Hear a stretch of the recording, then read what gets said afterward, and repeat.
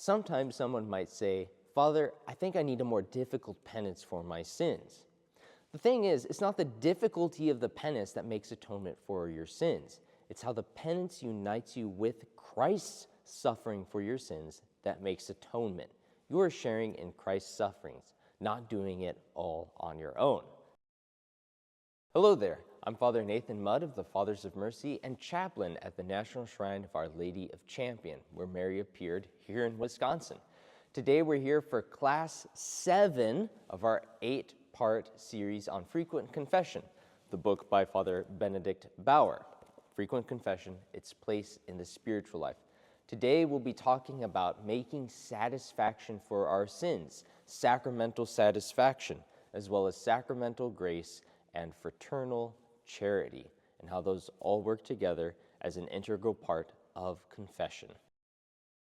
After we have examined our conscience, confessed our sins, shown contrition for them, the next thing that'll happen before the priest gives us absolution is he'll ask us to perform a penance. This is to make satisfaction for our sins, to offer some penitential work in atonement for our sins, or to help remit the temporal punishment for those sins.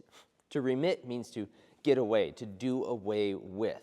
And so we offer up our sacramental satisfaction, our penance after confession, in order to get rid of or to dismiss some of the temporal punishment associated with sin. Since we're talking about venial sins, this is that time in purgatory. Our sacramental satisfaction, our penance that we do for the sins afterwards, helps take away time in purgatory. And what are those penitential works? Well, they're usually divided up into 3 things, right? Prayer, fasting, and almsgiving. These are the 3 penitential works recommended to us during Lent, and these are the 3 ways in which some sacramental penance might be carried out after the confession. Because sacramental satisfaction is imposed by the priest as part of confession, it is more helpful to remitting temporal punishment than other things that we might do on our own, than other penitential works we might practice on our own in order to remit temporal punishment, because it comes with sacramental grace, and it comes through the sacrament. Because of its ties to the sacrament, the penance is far more effective in remitting and getting rid of that time in purgatory. Now, this sacramental satisfaction, this penance must be accepted in order for our confession to be good. We can't turn away from it without the intention of performing that satisfaction, with the idea that, no, you know what, he said to say these Our Fathers and Hail Marys, or to do these push-ups, or to give up this food, or to stop talking to this person as a penance, but I'm not going to do it, and I'm going to ignore that. That would be to render our confession fruitless. The penance must be accepted, and it's a really good idea for the penitent to let the priest know, yes, I will do that penance. Now, it's not necessary to do the penance before you receive absolution, and it's also not necessary to do it before the next time you receive Holy Communion, as long as you have the intention of carrying it out as soon as you can, which, depending on the penance, might have to wait until after the next time you receive Holy Communion, if it's a penance that takes place over a couple days, let's say. That's one myth that we want to dispel. Sometimes we think we have to do it before the next time we receive Holy Communion. We don't have to. Another thing is a distracted penance is still a penance. Even if you're distracted while offering up the prayers that Father asked you to say, it still counts towards your penance. It still helps remit that temporal punishment. Now, one of the things that we run into sometimes, especially with frequent confession, and the fact that priests get distracted too sometimes, is maybe the priest will forget to impose a penance.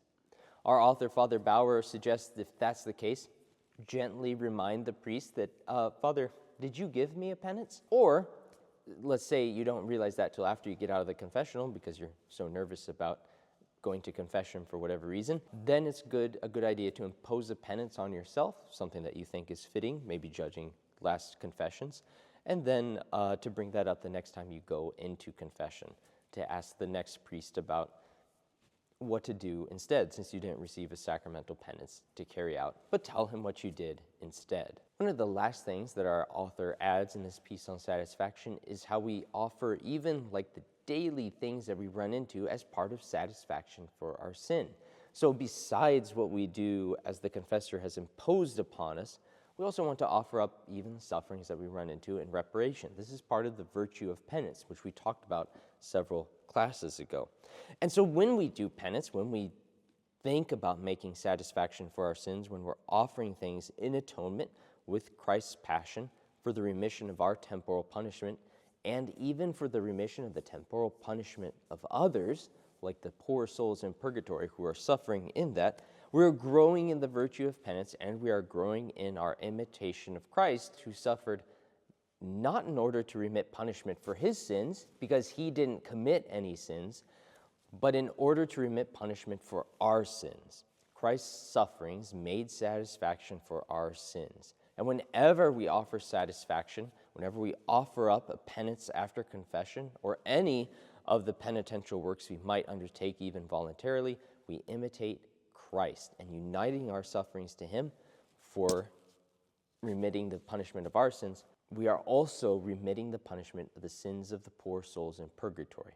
What a wonderful way to imitate Jesus, and not just thinking about ourselves, but thinking about others in the body of Christ. In the next part, under sacramental satisfaction, our author offers some reflections on making this satisfaction and penance. He points out that in the Bible, there are places where Moses exhorts the people in the Old Testament as they were passing out of Egypt, as they spent their years in the desert. He reminds them that they are making atonement for their sins by what they suffer. St. Paul, in some of his letters, exhorts his readers to make penance, to do penance, to offer things up. These are recognitions in the Scripture that penance must be done for sin, that atonement must be done, especially in union with Christ, for the sins that we've committed, in getting rid of the punishment that comes with them. There's, of course, for mortal sins, eternal punishment, which must be remitted by forgiveness of sin in the sacrament of confession, and Christ taking away our eternal punishment, which is hell, right? And that's why we have to go to confession if we've committed a mortal sin and be forgiven for that.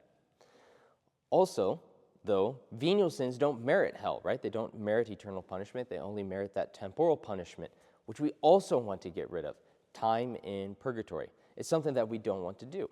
Now, we might ask, why does God forgive eternal punishment entirely in confession, but not temporal punishment? And there are a couple good reasons for this. It could be that because of our inordinate surrender to something created, where we put something created over, above, and against God, but not in a grave way, God wants us to sort that out, to become detached from that. Could also be that he wants us to get over our excessive gratification of ourselves and our desires, even if gratification of those, like having one too many ice cream cones, doesn't actually condemn us to hell, but it certainly says we're choosing something over what we know to be our better good and what God asks of us. Expiation for these sorts of sins, remitting of temporal punishment, happens when we withdraw from these good things, or when we are afflicted and we offer that up with Christ. These are different ways in which we detach ourselves from inordinate desires and become more pure and ready for heaven. Because that's what purgatory was going to do anyway. It's going to detach us from the things of this earth so that we might be fully ready to enter into a pure and perfect relationship with God in heaven. Now, the priest happens to sit here at this point in confession as the judge who imposes expiation, the judge who imposes a penance, a sacramental satisfaction. And he's going to take a couple things into account when he does it. He's going to take into account the condition of the penitent, what he knows about who you are from what you've said in the confessional. He's also going to take into account the sins that you've mentioned and the things that you have said, this is what I've committed. Since we're talking primarily about, in our class on frequent confession, venial sins, he's going to take into account, hopefully with the penance, how best to help you grow out of falling into those sins again, how to grow out of whatever attachments are holding you to those sins, or the ways in which you've given in to deliberate venial sins, or how to strengthen your passions in virtue so that you might not give way out of weakness to whatever they might desire. And so maybe he's going to give you a penance to not eat snacks for the next 2 days because you've been eating too many. Maybe he's going to tell you to fast, quote unquote, fast from social media because you've been watching too much. Maybe he'll say, for your penance, I only want you to spend 10 minutes only on looking at the news so that you're no longer spending 4 hours a day. Or maybe he's going to impose a seemingly mundane penance, like 1 Our Father and 3 Hail Marys, and just ask you to pray them for a certain virtue or for some sort of growth. And sometimes you might look and say, these penances, especially the penances that are easily known prayers like the Hail Holy Queen or the Our Father or Hail Marys or Glory Bees, be like, well, they're really easy, and we get them all the time. And one of the cool things about these is, I was reading in an article by a Dominican brother, Brother Linus Smarts, on this simple penance, is that it reminds us of a couple different things about God and about confession.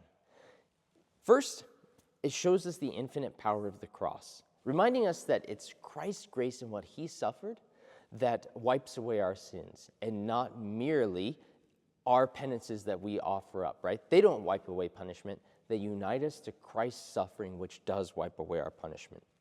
Secondly, they teach us humility.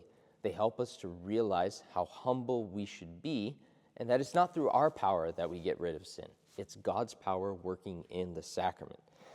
And third, they teach us obedience. They remind us that it is the obedience to the imposition of penance by the priest that helps remit punishment of sin, because it conforms us to the obedience of Christ, as opposed to our own works which do it. So, power of the cross, humility, and obedience. And, truth be told, they're really easy prayers to remember to say. The Our Father and Hail Mary, coming from Scripture, are some of the most powerful ones that we can offer up. The second reflection that our author goes into here, so the sort of third piece of this video, is on grace, on sacramental grace. How receiving the sacraments increases sanctifying grace in our souls, and so every time we come to confession, it's an opportunity for the Lord to renew and increase sanctifying grace in our souls, as well as sacramental grace, the grace special to this sacrament. And so, in confession, the sacramental grace is a healing grace, gratia sanans, a grace of healing in the threefold wound of sin, healing our relationship with God, healing our relationship with our neighbor, and healing the relationship with ourselves, between the body and the soul. These three relationships that sin hurts, distorts, or tears apart. It increases within us, too, the grace of divine sonship, helping us to realize what it means for us to be adopted sons and daughters of God, while also helping us to grow in charity, which is one of the attributes of sanctifying grace, and as well as another aspect of sanctifying grace, gratia elevans, the grace which elevates us into supernatural life. So we don't look at the things of this world just in terms of what they look like on the surface. We look at them in terms of how they help us get to heaven, and how they fit into God's plan for our lives. To see that is impossible without sanctifying grace. It's something that's given with divine adoption, becoming an adopted son or daughter of God. Arthur spends then several pages talking about, in one of those beautiful reflections that I highly advise taking to Holy Hour, reflecting on the beauties of grace, how the supernatural virtues of faith, hope, and charity, and the gifts and fruits of the Holy Spirit build in our souls through increase of grace, how we are brought closer to our imitation of Christ, and becomes easier to be saints, to act on the Holy Spirit and not just on our own thoughts and desires. When we read about grace here, and all of the graces that are poured out on us in sacramental confession, it makes us want to go to confession more often. Why wouldn't we want to approach the fount of grace in all of the sacraments, especially those two that we can repeat almost as often as we want? Holy Mass, which we could go to even daily and receive the Eucharist, and confession, which we can even do daily if our spiritual director and the Holy Spirit so desire of us. But these are two founts of grace by which the Lord's healing is constantly poured out upon us, purifying our souls, freeing us from sin, and helping us to imitate God more closely and thus be ready for that perfect life with Him in heaven. The last piece that our author reflects on for our reading this week is fraternal charity. I really wasn't sure where to put this when I divided up the reading, so I decided to put it here in sacramental satisfaction, because when we think about the precept of charity, our Lord commanding us to love one another as he loves us, right? Love one another as I love you. This command at the Last Supper, sort of Christ's last will and testament in his Last Supper discourse in the Gospel of John. And this fraternal charity is, like the divine love we talked about last week, a supernatural virtue. This isn't just, oh, we should love everybody and get along because that would make the world a nicer place to live in. No, we love our brothers because God loves them and wants them to be with him in heaven. And we share his love because we are united with him by grace in the sacrament of baptism, made adopted sons and daughters of God and imitating Christ in that life. So we love our brothers. We love our sisters. We love the entire family of God. And this love isn't something that we just say, oh yeah, I love everybody. It's a love that gets expressed in deeds. Works of mercy, whether they be the spiritual works of mercy or whether they be the corporal works of mercy, are ways in which that fraternal charity gets expressed and in which we imitate Christ. This helps form us in the likeness of Christ. It makes us more closely his sons and daughters. Fraternal charity and growth in it is one of the best signs that frequent confession is bearing good fruit in our lives. How would we see that somebody's becoming like Christ if they refuse to show any love, even supernaturally motivated love, for their brothers and sisters? This is one of those reasons why earlier we talked about how do you know what venial sins to work on first, and Father Benedict Baur mentioned work on those that are annoying to others. Part of fraternal charity is getting rid of the things in our life that affect the lives of others, because we want to be a bridge for others to Christ. We want to show them Christ in our love for them. Sometimes the penances that we do will require us to show a greater love for others. Maybe the priest will ask us to pray for somebody whom we don't like. Maybe he'll ask us to offer up some other penance, some fasting in reparation for somebody who we've hurt by venial sins. Maybe we've hurt somebody by venial sins of gossip or by failing to act charitably toward them. We'll offer something up for them that they might turn towards Christ and not be turned away by our bad example. Fraternal charity is one of the marks of a Christian who is really following Christ. Not just a me and Jesus sort of love, it's a Jesus, myself, and others sort of love. And frequent confession helps us to grow in that and to see those places where we are lacking in that love that Christ has commanded us to have for all of those who he has called to follow him. Thank you so much for watching this part 7 of our 8-part video series on confession. Next week's video will be the last one of this 8-part series. If you like watching and you enjoyed this video, please subscribe to get more from our shrine. And of course, we would love to have you visit Our Lady of Champion here in Wisconsin.